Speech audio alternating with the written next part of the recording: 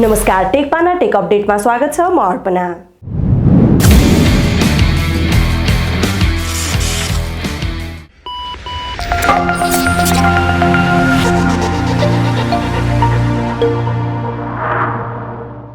Update सुरु गरौं digital service tax सम्बन्धी समाचारबाट।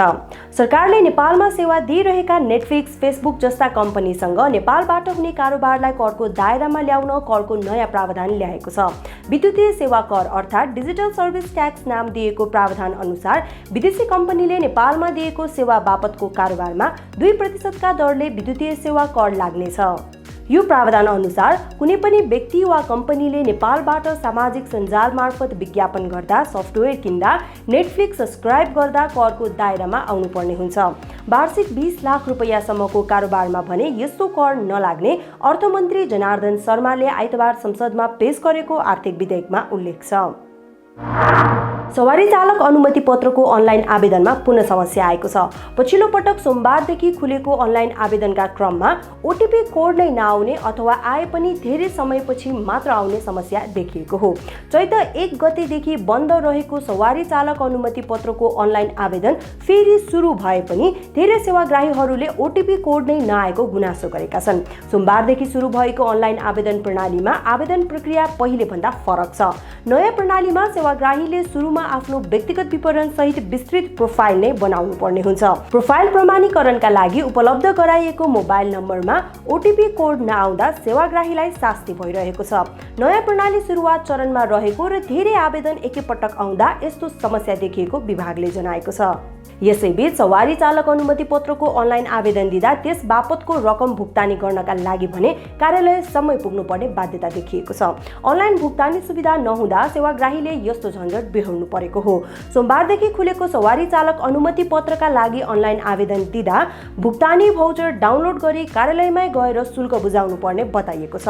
विभागले एक सूचना जारी गर्दै अनलाइन आवेदनको लागि अनलाइन भुक्तानी प्रणाली विकास गरिएको भए पनि तत्कालका लागि प्राविधिक तयारी नसकिएकाले अनलाइन भुक्तानी सफल नहुने बताएको छ।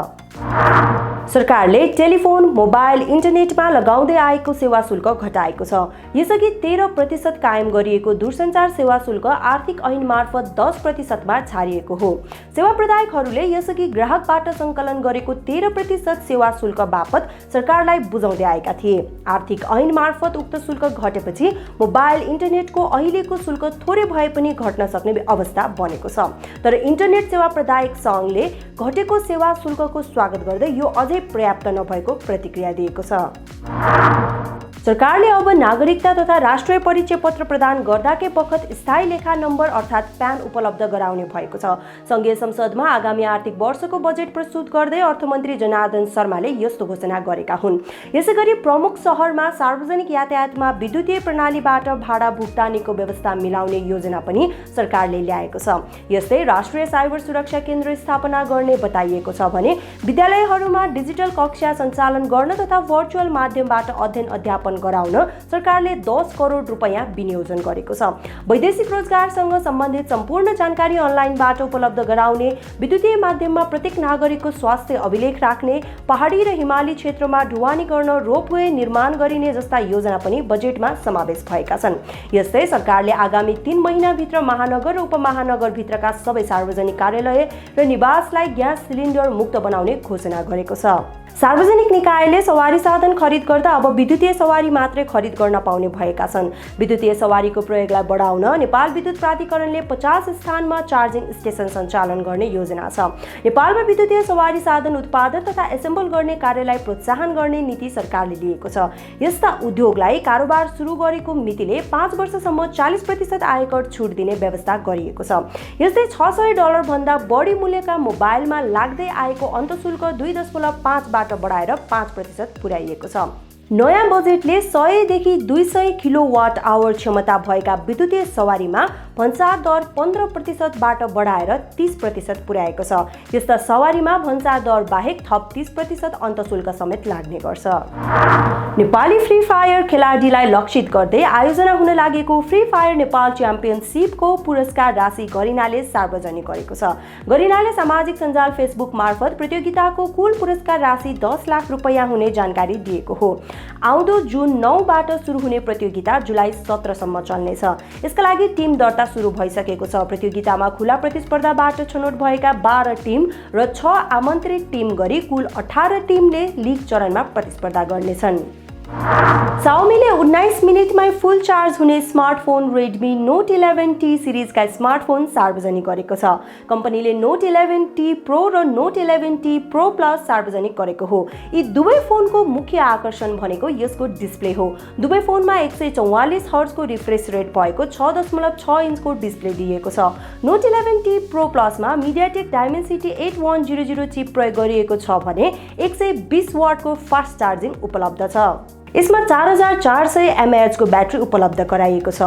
Note T Pro मा भने MediaTek Dimensity 8100 SoC चिपसेट प्रयोग गरिएको छ। यो फोनमा 67 वाटको फास्ट चार्जिङ सहित 5080 mAh को ब्याट्री उपलब्ध छ। यी दुवै फोनमा 64 मेगापिक्सलको मुख्य क्यामेरासँगै 8 मेगापिक्सलको अल्ट्रा वाइड र 2 मेगापिक्सल म्याक्रो लेन्स गरी 3 वटा क्यामेराको सेटअप छ।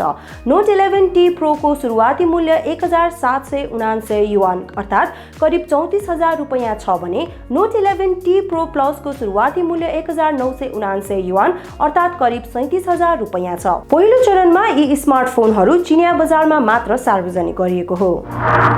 LG-ले करिब 24000 रुपैयाँ पर्ने मास्क सार्वजनिक गरेको छ। LG-ले सार्वजनिक गरेको यो मास्क एयर प्युरिफायर मास्क हो, जसले प्रत्येक मिनेटमा कति पटक सास फेरिरहनु भएको छ भनेर गणना गर्छ। यो मास्कमा ब्लुटुथ कनेक्ट गरेर आफ्नो डिभाइसमा भएको LG एप मार्फत मास्कको कामलाई नियन्त्रण गर्न सकिनेछ। साथै मास्कमा इनबिल्ट माइक र स्पिकर पनि दिएको छ। यो मास्कको तौल 94 ग्रामको छ। एक पटक चार्ज गरिसकेपछि यो मास्क लगातार 8 घण्टासम्म प्रयोग गर्न सकिने बताइएको छ। iOS को नयाँ अपडेटसँगै एप्पलले आफ्नो प्रो र प्रो म्याक्स मोडेलका स्मार्टफोनहरूमा अलवेज अन डिस्प्ले अर्थात् लक नहुने डिस्प्ले फिचर उपलब्ध गराउने भएको छ। iOS 16 को अपडेटसँगै एप्पलले आइफोन 14 प्रो र 14 प्रो म्याक्समा अलवेज अन डिस्प्ले फिचर उपलब्ध गराउने बताइएको हो। बाहिरिएको जानकारी अनुसार आइफोनको अलवेज अन मोडले एप्पल वाच सिरिज 5 र सोभन्दा माथिको वाचले जस्तै काम गर्नेछ। यो फिचर प्रयोग गरेर प्रयोगकर्ताले स्क्रिन लक भएको अवस्थामा पनि नयाँ नोटिफिकेसनहरू हेर्न सक्नेछन्, जसको लागि स्क्रिन अनलक गरिरहन आवश्यक हुँदैन। यसैगरी अन्य विविध जानकारीहरू पनि देख्न सकिनेछ। यो फिचर एन्ड्रोइडका डिभाइसहरूमा भने पहिल्यैदेखि नै उपलब्ध छ।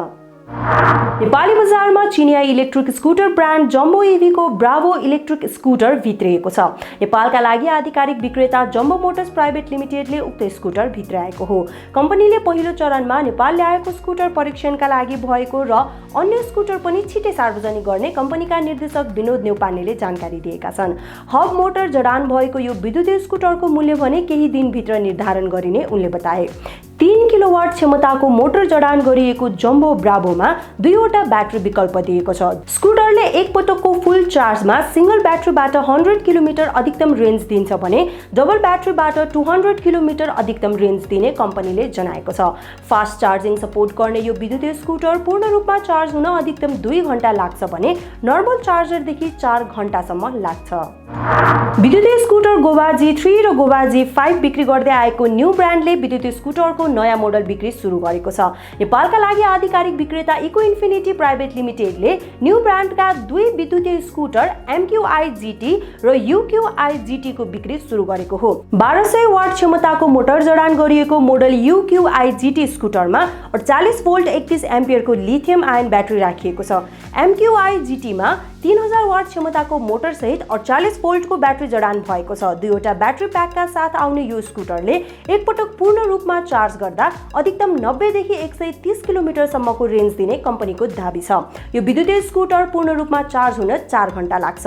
45 किलोमिटर प्रति घण्टाको स्पिडमा गुड्ने UQi GT को मूल्य नेपाली बजारमा 2,45,000 रुपैयाँ रहेको छ भने 80 किलोमिटर प्रति घण्टाको स्पिडमा गुड्ने MQi GT को मूल्य 4,35,000 रुपैयाँ तोकिएको छ। विश्वमा बढिरहेको मूल्य वृद्धिका बीच कोरियाली कम्पनी स्यामसङले आफ्नो स्मार्टफोन उत्पादन संख्या घटाउने भएको छ। स्यामसङले सन् 2022 मा आफ्नो उत्पादन संख्या 3 करोडले कम गर्ने जानकारी बाहिरिएको हो। स्यामसङले आफ्नो नियमित उत्पादन संख्या भन्दा 3 करोड स्मार्टफोन कम उत्पादन गर्नेछ। उत्पादन कम गर्नुको पछाडि मुख्य कारण बढ्दो मूल्य वृद्धि, बढ्दो उपभोक्ता खर्च र कच्चा पदार्थको अभाव रहेको बताइएको छ।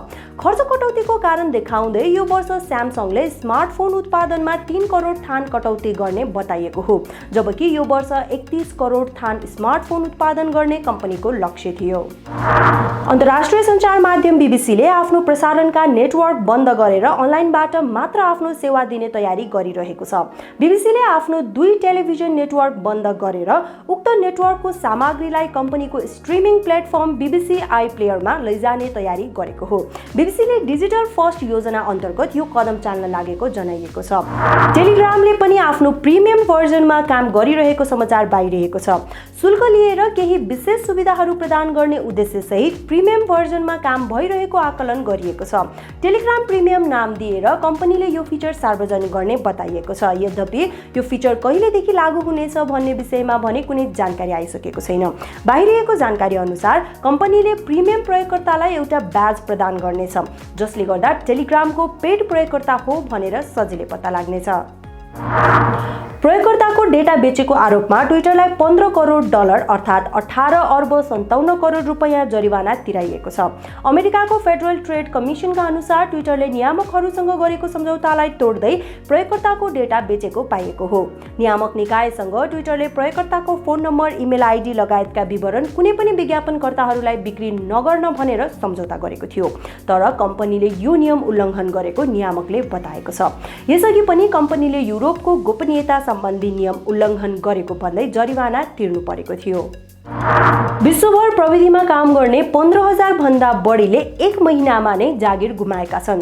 सूक्ष्म रूपमा विश्व अर्थतन्त्रमा परेको असरका कारण विशेष गरी प्रविधिमा आधारित स्टार्टअप कम्पनीमा काम गर्ने 15,000ले यही मे महिनामा जागिर गुमाएका हुन्। जागिर गुमाउनेहरूको तथ्याङ्क सङ्कलन गर्ने संस्था लेअफका अनुसार यही महिनामा प्रविधिमा काम गर्ने 15,000 भन्दा बढीले जागिर गुमाएका छन्। संस्थाका अनुसार कोभिड-19 सँगै हालसम्म 718 स्टार्टअप कम्पनीमा काम गर्ने 1,25,000ले विश्वव्यापी रूपमा जागिर गुमाइसकेका छन्। यही बीचमा स्टार्टअप कम्पनीहरूले धेरै खालका चुनौती खेप्नु परेको छ। टेकपाना टेक अपडेट आजलाई यति नै। प्रविधि सम्बन्धी विविध जानकारीको लागि techpana.com भिजिट गर्दै गर्नुहोला। आजलाई भने बिदा दिनुहोस्। नमस्कार।